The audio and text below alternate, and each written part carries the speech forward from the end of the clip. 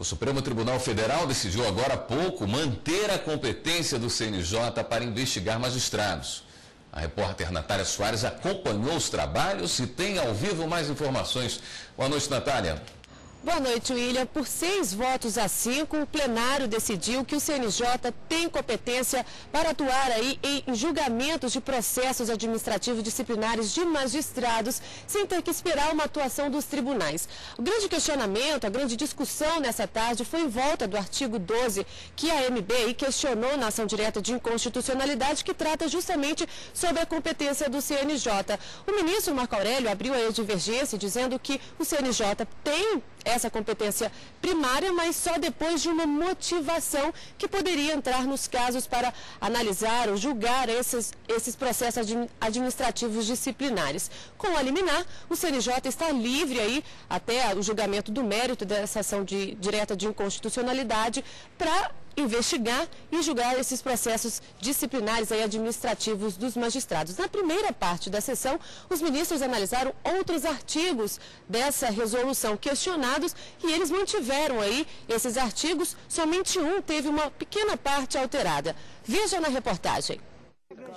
A retomada do julgamento da ação direta de inconstitucionalidade que contesta a resolução 135 do Conselho Nacional de Justiça foi com a discussão dos artigos 4º e 20 que tratam sobre o julgamento do processo disciplinar dos magistrados em sessão pública, quando as penas forem de censura e advertência. O artigo 4º prevê que os juízes negligentes estão sujeitos à pena de advertência e censura.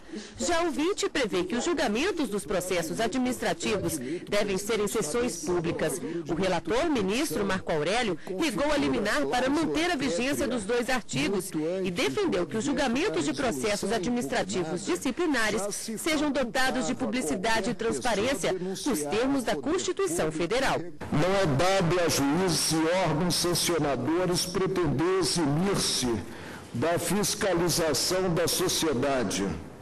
O sigilo imposto com o objetivo de proteger a honra dos magistrados contribui para um ambiente de suspeição e não para a credibilidade da magistratura. A maioria dos ministros acompanhou o voto do relator. O ministro Luiz Fux abriu divergência por acreditar que sessões abertas ferem o princípio da dignidade da pessoa humana, que deve prevalecer, nesse caso, ao interesse público. O presidente do Supremo Tribunal Federal, ministro César Peluso, também divergiu sobre outro fundamento. A meu sentir, os artigos 43 e 44 dispõem sobre a natureza da pena. Não é sobre publicidade ou sigilo do processo. É uma concepção de pena, ou melhor, uma concepção de 2 penas. Que a lei orgânica, na liberdade legislativa,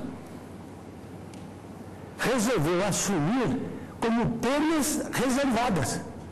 Isto é, penas que, em razão da natureza do tipo das infrações a que correspondem, não devem ser levadas a público.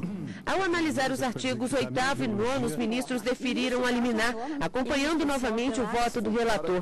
O ministro Marco Aurélio salientou que o poder de fiscalizar administrativamente e disciplinarmente conferido ao CNJ não autoriza invadir o campo de atuação dos tribunais. O artigo 8º estabelece o corregedor no caso de magistrado de 1º grau.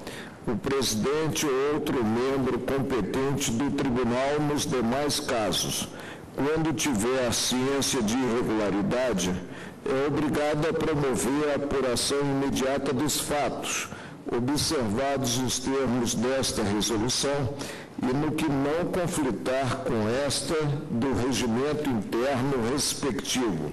No que se refere ao parágrafo 3º do artigo 9º, o afastamento da norma deve restringir-se à divisão de atribuições, de modo a viabilizar aos tribunais a definição por meio do regimento interno dos responsáveis pelo cumprimento das obrigações ali versadas.